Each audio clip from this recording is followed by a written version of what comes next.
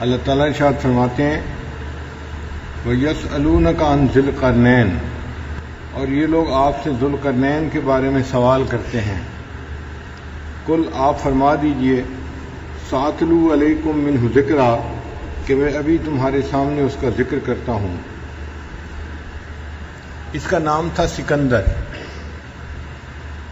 بعض مفسرین نے ایک بندہ تھا سکندر مقدونی، اس کے بارے میں لکھا کہ شاید وہ سکندر ذو القرنین تھا، مگر بہت سارے مفسرین نے اس کا انکار کیا، اس لیے کہ سکندر مقدونی جو تھا وہ ایک فاسق و فاجر آدمی تھا، جبکہ قرآن مجید میں سکندر ذو القرنین کے بارے میں ہے کہ وہ ایک نیک آدمی تھا اور اللہ تعالیٰ کے ہاں مقبول درجہ رکھتا تھا.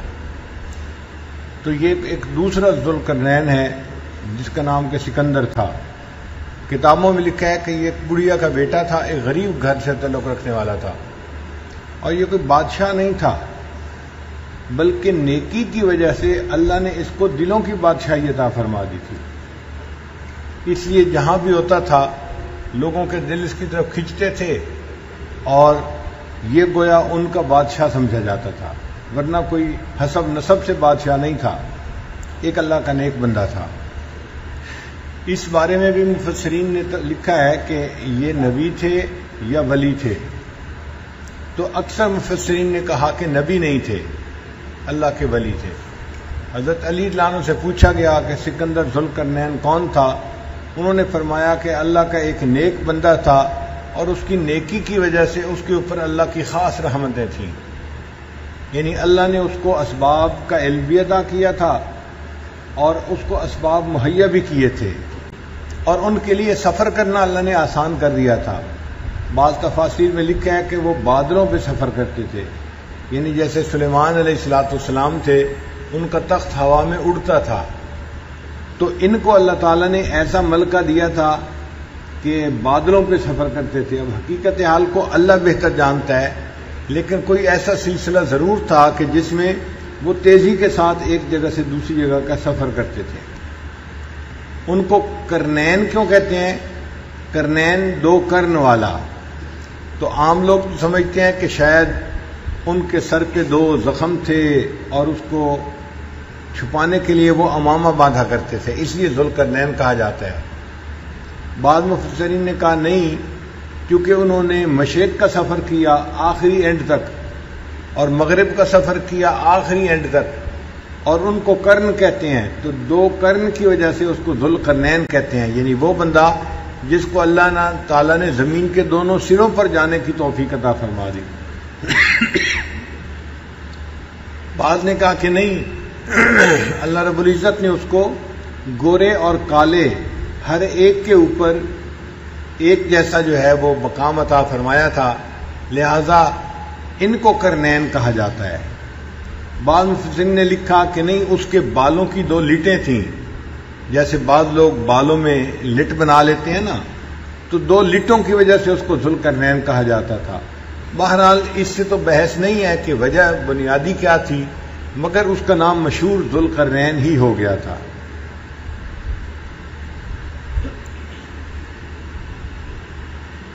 اللہ تعالیٰ فرماتے ہیں انا مکننا لہ فی الارض، ہم نے ذو القرنین کو زمین میں حکومت دی تھی، یعنی بادشاہ نہیں تھا، لیکن جو فقیر لوگ ہوتے ہیں نا، اللہ والے ہوتے ہیں، وہ بے تاج بادشاہ ہوتے ہیں. وہ جہاں چلے جاتے ہیں لوگوں کے دلوں پہ حکومت کرتے ہیں، لوگ خود بخود ان کے بات ماننا اس کو پسند کرتے ہیں.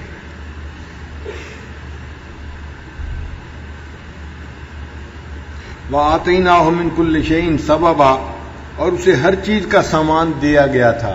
یعنی اللہ رب العزت نے جو زمین کے وسائل تھے ان کا علم بھی ان کو دیا تھا، اور جب ان کو ضرورت پڑتی تھی تو ہر چیز ان کے لیے مہیا ہو جاتی تھی. فَأَتْبَعَ سَبَبًا، پھر وہ ایک راہ پر روانہ ہو گیا. حتیٰ اذا بلغ مغرب الشمس، حتیٰ کہ جب وہ سورج کے چھپنے کی جگہ پر پہنچا.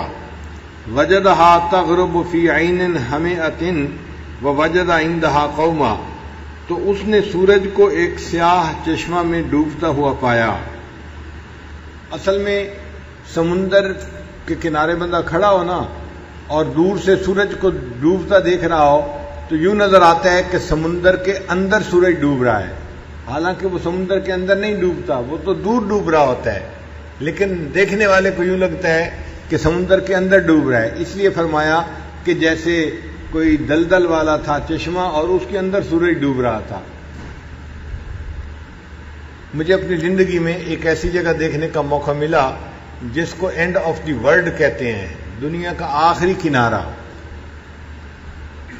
لوگ لاکھوں روپے لگا کر وہاں جاتے ہیں اس کو دیکھنے کے لیے، اور اللہ نے ہم عاجز مسکینوں کو دین کی نسبت سے وہاں پہنچا دیا۔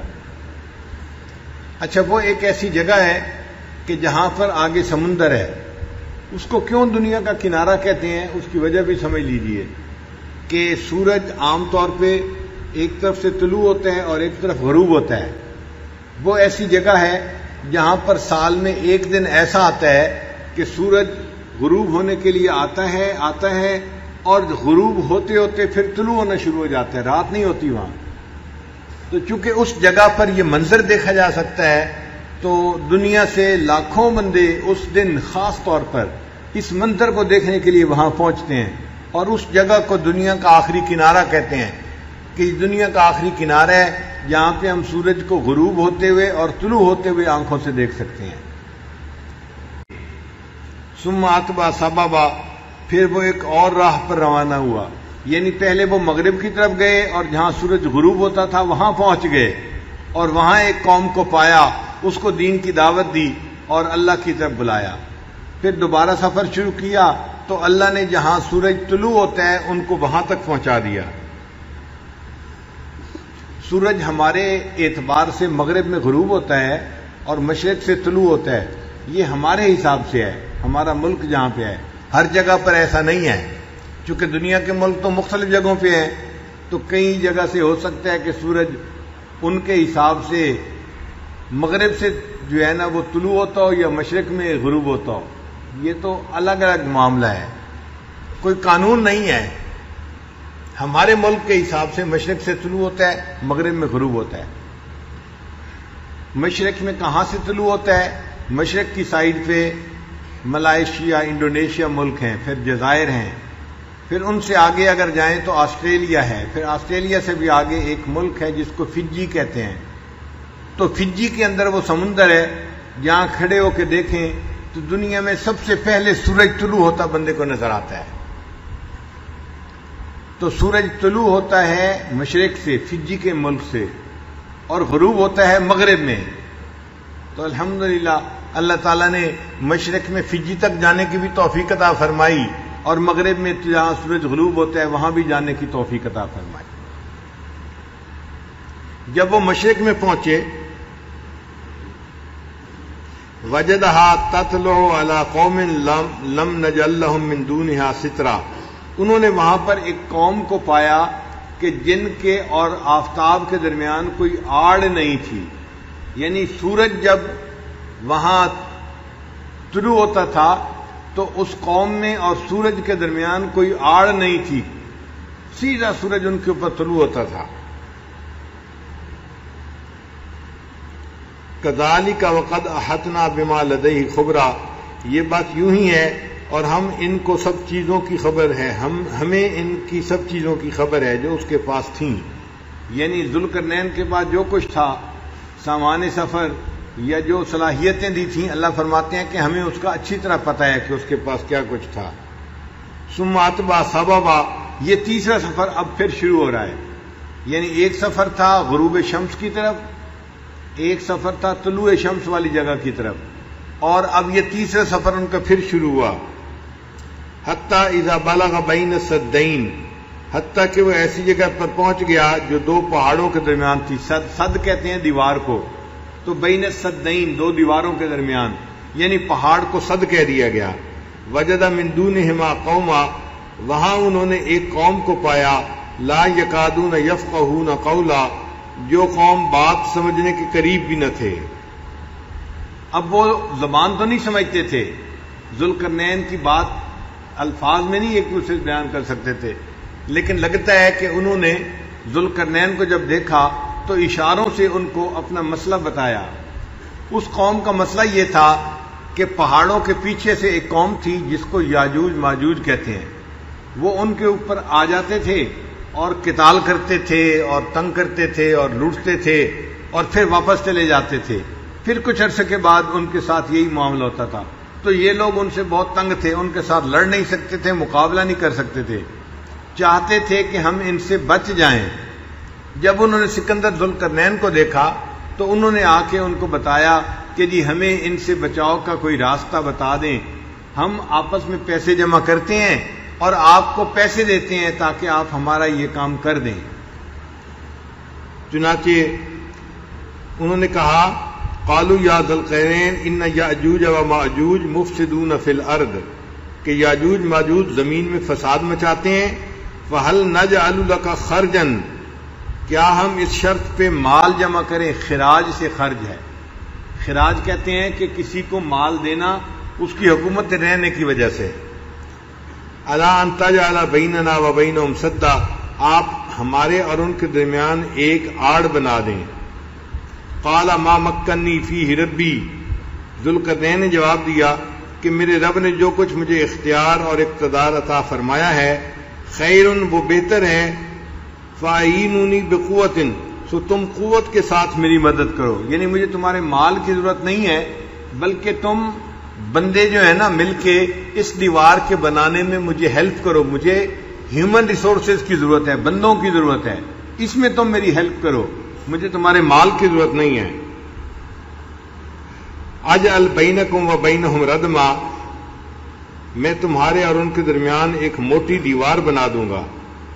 آتونی زبر الحدید، میرے پاس لوہے کے ٹکڑے لاؤ، یعنی لوہے کی چادریں جیسے ہوتی ہیں نا ایسے میرے پاس لاؤ۔ حتیٰ اذا ساوا بین الصدفین، حتیٰ کہ جب دونوں سروں کے درمیان کو برابر کر دیا، قال انفخوا، تو حکم دیا کہ ان کو دھونکو۔ انہوں نے کیا کیا کہ پتھر کی بھی دیوار بنائی ایک سائڈ پہ اور اس کے ساتھ لوہے کی دیواروں کو بھی، لوہے کی جو چادریں تھیں نا ان کو بھی کھڑا کرتے گئے، اور جہاں لوہے کی چادروں کا جوڑ آتا تھا وہاں پر انہوں نے لکڑی کوئلے کو بھی رکھ دیا۔ جب پوری اس طرح دیوار بن گئی اس کے بعد انہوں نے کہا کہ اس آگ کو جلاؤ، تو وہ جو لکڑیاں تھیں یا کوئلے تھے ان کو جلایا گیا تو وہ اتنے گرم ہو گئے کہ پوری کی پوری جو لوہے کی چادریں تھیں نا وہ بالکل سرخ ہو گئیں گرم ہو کے۔ اب جب سرخ ہو گئیں گرم ہو کے انہوں نے کہا کہ مجھے اب پگھلا ہوا تانبا دو، چنانچہ پگھلا ہوا تانبا انہوں نے اس وقت انڈیلا تو جہاں جہاں جوڑ تھے وہاں تانبا جا کر بیٹھ گیا اور جو چادریں تھیں وہ آپس میں جڑ گئیں اور پوری لوہے کی ایک دیوار ہی دو پہاڑوں کے درمیان بن گئی۔ آج کے زمانے میں جو لوگ جانتے ہیں کہ لوہے کو جوڑنے کے لیے ویلڈنگ کا کام ہوتا ہے وہ بھی یہی طریقہ ہے، کیونکہ گیس موجود ہے تو گیس کے سلنڈر ہوتے ہیں اور ان کے آگے آگ لگا دیتے ہیں تو ایک تیز شعلہ بن جاتا ہے، پھر اس شعلے سے لوہے کو گرم کیا جاتا ہے تو لوہے کی چادر سرخ ہو جاتی ہے، پھر ایک ویلڈنگ راڈ کہلاتا ہے، وہ تانبا ہی ہوتا ہے، اس تانبے کو پگھلاتے ہیں اور وہ لوہے کو ایک دوسرے کے ساتھ جوڑ دیتا ہے۔ یعنی آج کے دور میں جو کچھ سائنسی طور پہ کیا جاتا ہے سکندر ذوالقرنین نے اپنے وقت میں موٹے انداز سے وہی کام کیا تھا کہ آگ جلا کے لوہے کو گرم کیا تھا اور پگھلا ہوا تانبا ڈالا تھا تو لوہا آپس میں جڑ کر ایک دیوار بن گیا تھا، مضبوط دیوار بن گیا تھا۔ حتیٰ اذا جعلہ نارا، حتیٰ کہ جب اس کو انہوں نے آگ بنا دیا، قال آتونی افرغ علیہ قطرہ، انہوں نے فرمایا کہ میرے پاس پگھلا ہوا تانبا لاؤ تاکہ میں اس پر ڈال دوں۔ فمستطاعوا ان یظہروہ ومستطاعوا لہ نقبا، سو وہ لوگ نہ چڑھ سکے اس کے اوپر نہ اس میں سوراخ کر سکے۔ اب جب یہ دیوار بن گئی تو جو یاجوج ماجوج تھے ان کے لیے اس دیوار کو توڑنا مشکل بن گیا، اس لیے اگر صرف پتھر کی ہوتی تو توڑ کے شگاف بنا لیتے، مگر وہ تو آگے سے لوہا بھی تھا، موٹی چادر تھی، اب لوہے کی چادر کو توڑنا تو ان کے بس میں نہیں تھا، لہذا وہ جہاں بند تھے وہیں پہاڑوں کے درمیان بند رہ گئے اور وہ ان لوگوں کے اوپر آ کر حملہ نہیں کر سکتے تھے۔ جب ایسا ہو گیا تو سکندر ذوالقرنین نے کہا ھذا رحمت من ربی، یہ میرے رب کی طرف سے ایک رحمت ہے۔ فاذا جاء وعد ربی، جب میرے رب کا وعدہ آ جائے گا جعلہ دکا، تو اللہ تعالیٰ اس دیوار کو ٹکڑے ٹکڑے کر دیں گے، چورا چورا ہو جائے گا. یعنی جب اللہ کا امر ہوگا تو یہ لوہے کی دیوار ٹوٹ جائے گی. وکان وعد ربی حقا، اور میرے رب کا وعدہ حق ہے. ویڈیو کے نیچے سبسکرائب کے بٹن پہ کلک کریں، بیل کے آئیکن پہ کلک کیجئے تاکہ ہر نئی ویڈیو کی نوٹیفیکیشن آپ کو مل جائے.